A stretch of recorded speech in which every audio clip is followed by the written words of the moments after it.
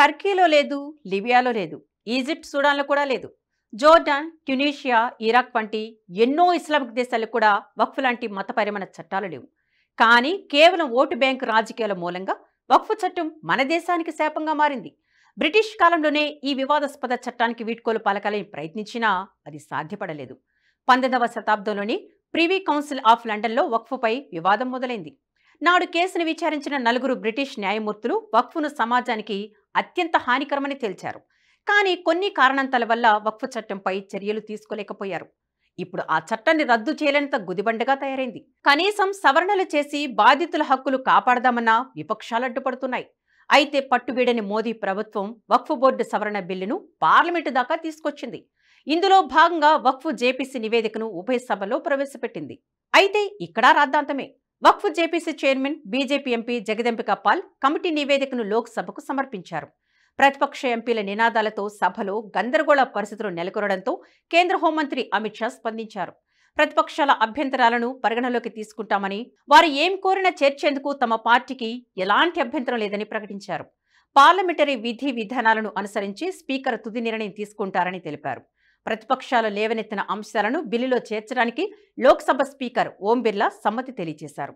ఆ తర్వాత లోక్సభ మార్చి 10కి వాయిదా పడింది. ఇక విపక్షాల నిరసనల మధ్య రాజ్యసభలో వక్ఫ్ జేపీసీ రిపోర్టుకు ఆమోదం లభించింది. బీజేపీ ఎంపీ మేధా మిశ్రం కులకర్ణి పెద్దల సభకు నివేదికను సమర్పించారు. అయితే ఇందులో అసమ్మతి నోట్ తొలగించారంటూ ప్రతిపక్ష ఎంపీలు ఆందోళనకు దిగారు. విపక్షాల దాడులు బాధ్యత రాహిత్యమంటూ జేపీ నడ్డా కౌంటర్ అటాక్ చేశారు. కేంద్ర పార్లమెంటరీ వ్యవహారాల మంత్రి కిరణ్ రిజిజు కూడా ప్రతిపక్షాల వాదనలను తోసిపుచ్చారు.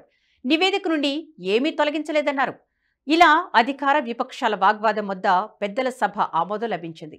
దీంతో మార్చి 10 నుంచి ప్రారంభం కానున్న సెకండ్ ఫేజ్ పార్లమెంటు సమావేశాలు వక్ఫ్ సవరణ బిల్లుకు మోక్షం లభించడం ఖాయంగా కనిపిస్తుంది.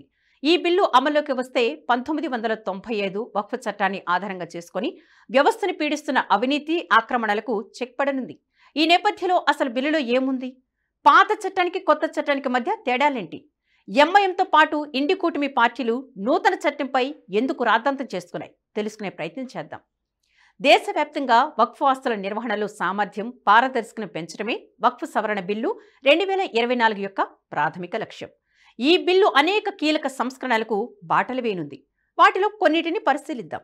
కొత్త నిబంధనలు ప్రతిబింబించేలా చట్టం పేరు మార్చడం, మెరుగైన స్పష్టత కోసం వక్ఫ్ ఆస్తుల నిర్వచనాన్ని సవరించడం, మోసపూరిత వాదనలు, ఆక్రమణలను నిరోధించేలా రిజిస్ట్రేషన్ ప్రక్రియను ఆధునీకరించడం వంటి సవరణలను నూతన చట్టం ప్రతిపాదించింది.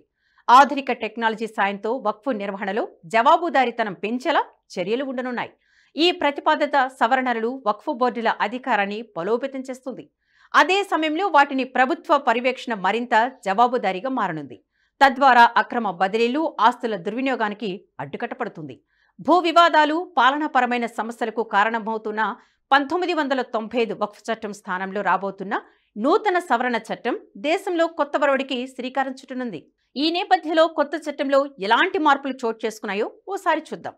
కొత్త చట్టం ప్రకారం చెప్పుకోవలసిన మొదటి సంస్కరణ వక్ఫ్ బోర్డు వాదనలపై అప్పీల్ చేసుకునే హక్కు.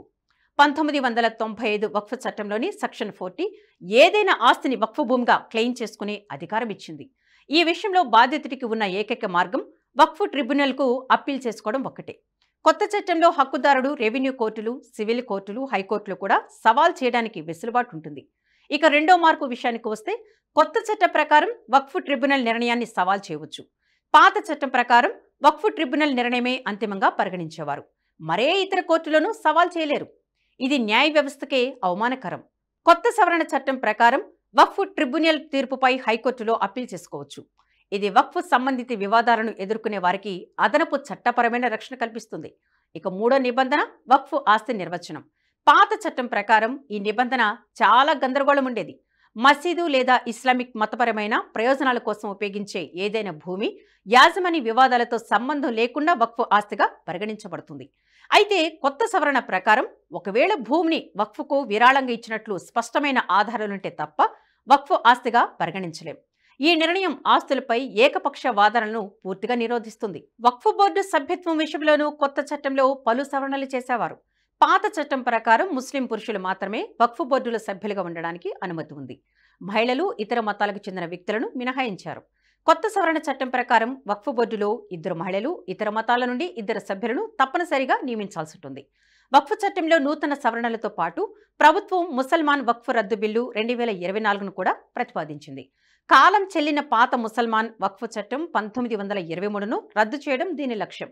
పాత చట్టాన్ని రద్దు చేయడం వల్ల సమాజంలో అసమానతలు తొలగిపోవడమే కాకుండా అన్ని వక్ఫ్ సంబంధిత విషయాలను సమగ్ర వక్ఫ్ చట్టం 1995 పరిధిలోకి తీసుకువస్తుంది.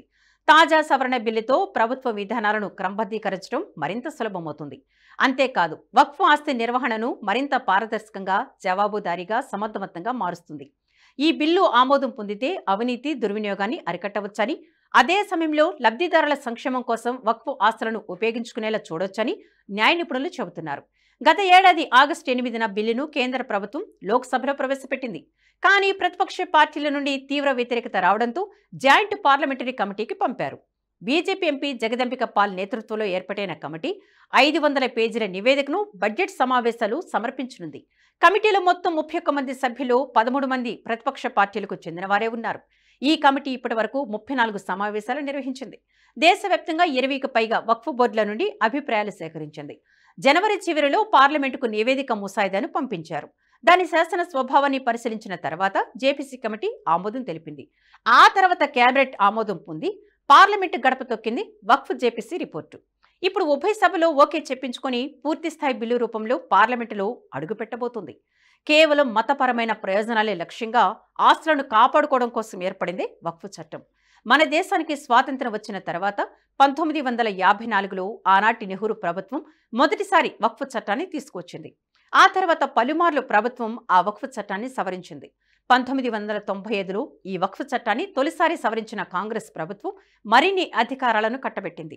ఆ తర్వాత 2013లో అదే కాంగ్రెస్ పార్టీ నేతృత్వంలోని యూపీఏ 2 ప్రభుత్వం మరోసారి సవరణలు చేసింది. వక్ఫ్ చట్టాన్ని మరిన్ని విశేష అధికారాలు కల్పించింది.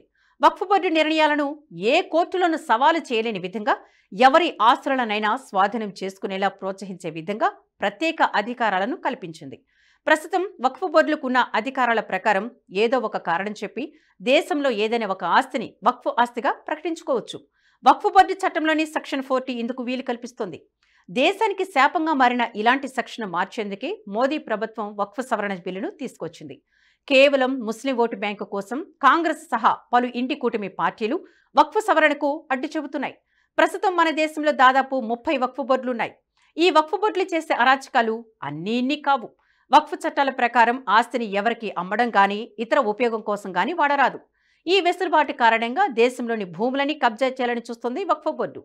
ఆసేతు హిమాచలం హైందవ శక్తితో నిండిన భారతవనిలో మైనార్టీ గొడుగు కింద ఉన్న ముస్లింల వక్ఫ్ బోర్డు ఆస్తులు మెజారిటీ హిందువుల ట్రస్టులను మించిపోయాయి. భారత్లో వక్ఫ్ బోర్డు ఆస్తులు ఎంతో తెలిస్తే కళ్ళు బైర్లు కమ్ముతాయి. మన దేశంలో సాయుధ దళాలు, రైల్వేల తర్వాత ఎక్కువగా భూములు ఉంది వక్ఫ్ బోర్డులకే. ప్రపంచంలో అత్యధిక విస్తీర్ణంలో వక్ఫ్ భూమిని కలిగి ఉన్న దేశం భారతదేశమే. ఇప్పుడు కొత్త చట్టం అమలుకి వస్తే దేశంలో వక్ఫ్ బోర్డుల అరాచకాలకు తెరపడనుంది. సాయి గారు, మీ మీద నమ్మకం ఉంది. మీరు ఏం చేసినా దేశాన్ని మంచి చేస్తారు. మీరు ఓటీటీ ఛానల్ ఓపెన్ చేస్తారు. Give me the honour to become the first subscriber. Thank you sir. NH ప్రైమ్ని సబ్స్క్రైబ్ చేసుకుంటున్నందుకు first thank you very much sir.